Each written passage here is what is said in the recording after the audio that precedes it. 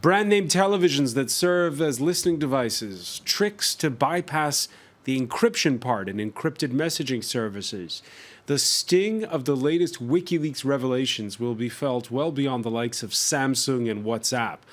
They highlight the uneasy relationship between an internet that's largely shaped in Silicon Valley and U.S. spy agencies. Also is Russia, which is characterized by critics as a patron of Julian Assange's organization, a player in these latest revelations. It's the first big data dump on the watch of a new president who, on the campaign trail, seemed to praise WikiLeaks. Donald Trump, who during the race proved savvy in his use of technology, not just through his use of Twitter, but thanks to data mining that helped him target key constituents in swing states. Yes, it's not just spy agencies who spy. Case in point, the New York Times revelation of secret software that enables Uber drivers to dodge potential sting operations in cities where their services are banned. Will consumers, well, simply shrug off this invasion of privacy as the new normal?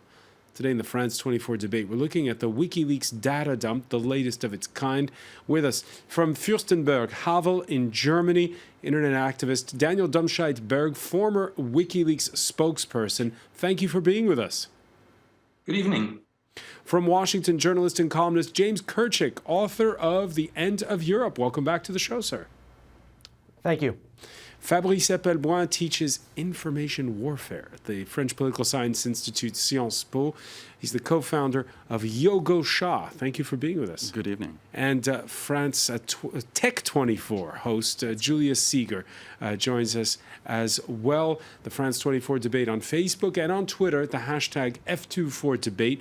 Vault 7, that is the name WikiLeaks is giving to its latest data dump.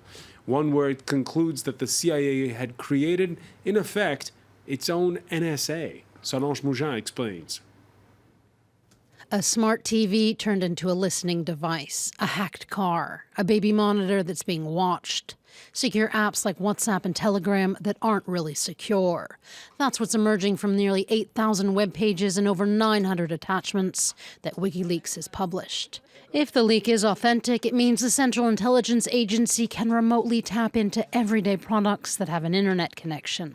They may not need to actually touch your phone. If they did, great, but they may not need to do that. They can remotely get in, they can remotely access, they can remotely update, they can go in through third parties that are injecting code in there.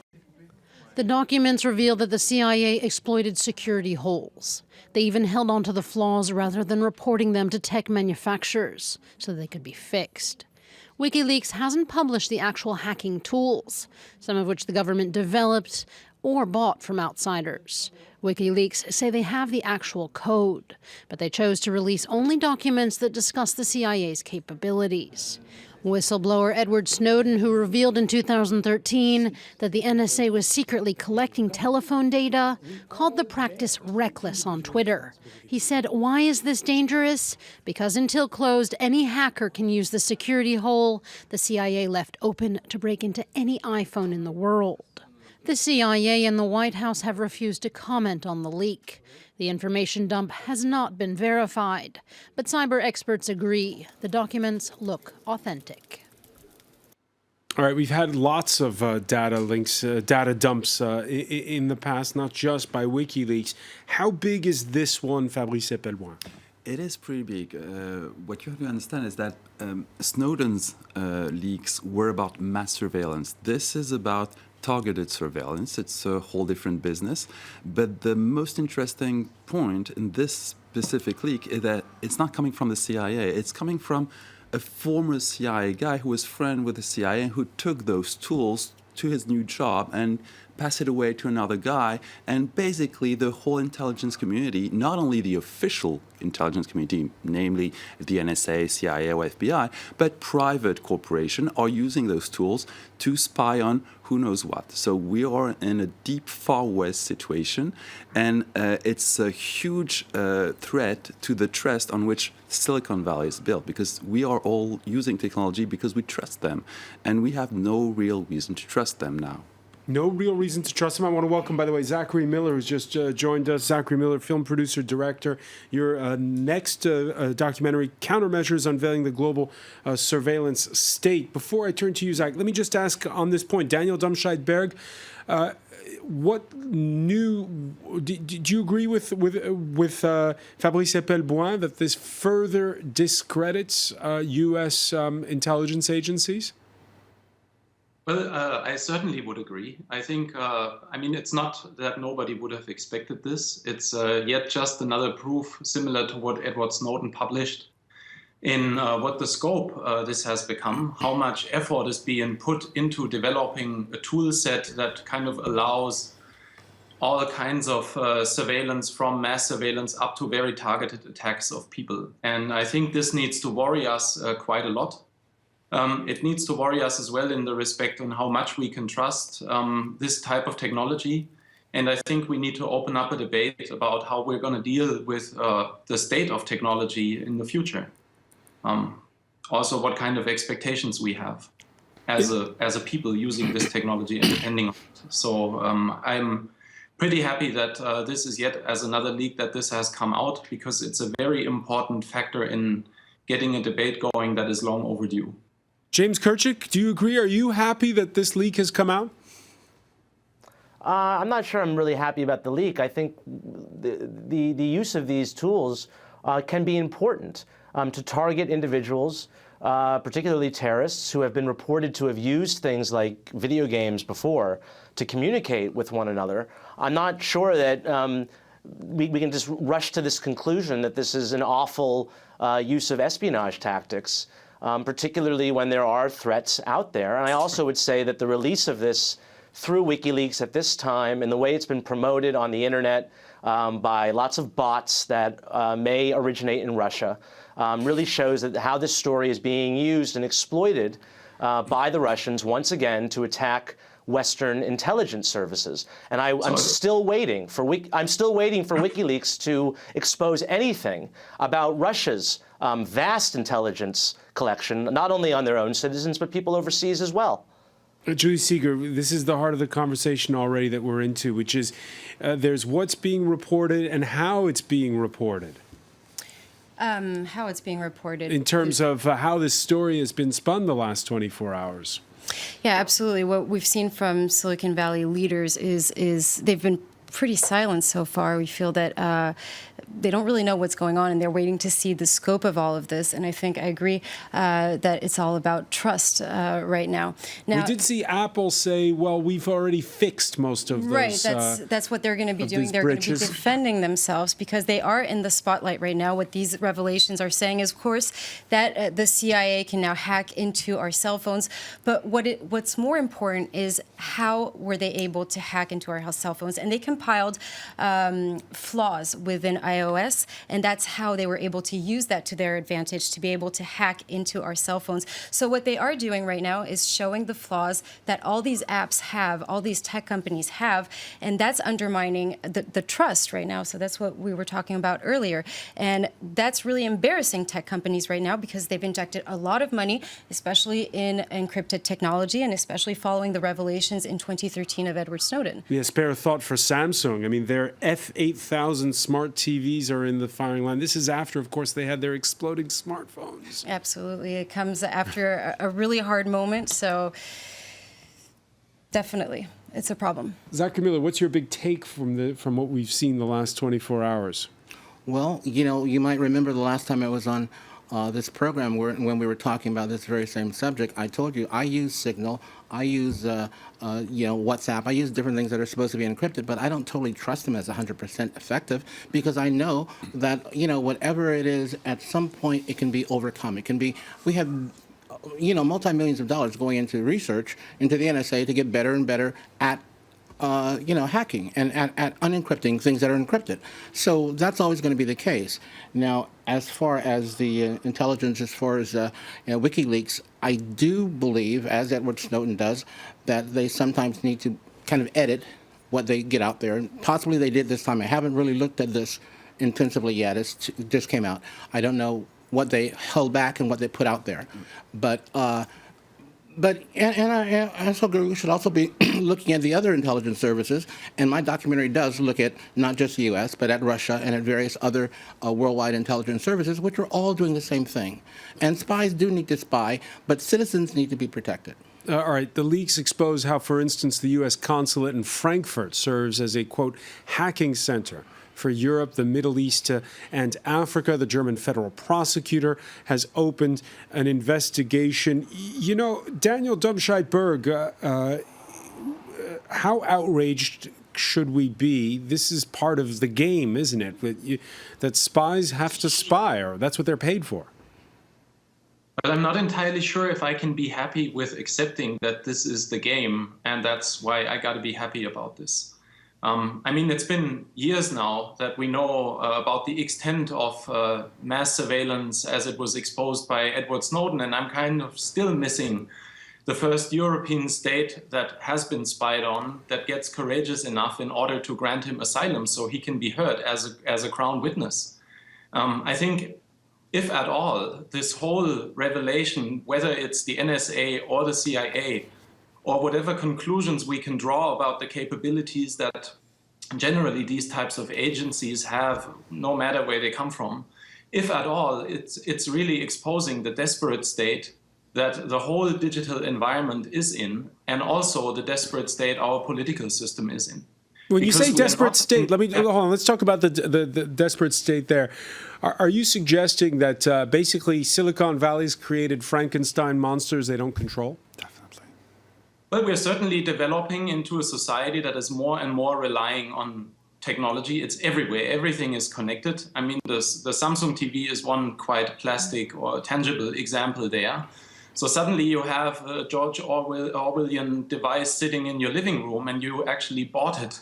So we're kind of depending more and more on this type of technology. But what we see wherever we look is that it's all driven by commerce. It's not driven by quality. It's not driven by an environment in which we, for example, create laws that outlaw the holding back of known security issues. I think this is kind of an approach where we need to turn things around. It can't be that we have a totally unregulated cyber security or cyber weaponry market, which is kind of the weapons market of a digital society where credit card fraudsters, just as well as national security agencies or spy agencies, shop these exploits, rather than having a debate in how much we need to make mandatory that whenever these types of exploits are discovered, that they are reported back to the manufacturers, because we as a society, we have to rely on this technology working for us and being trustworthy. Otherwise, with every day passing, we're gonna run into a bigger problem here. So there should be consequences for the makers of these products? But there should be consequences for everybody.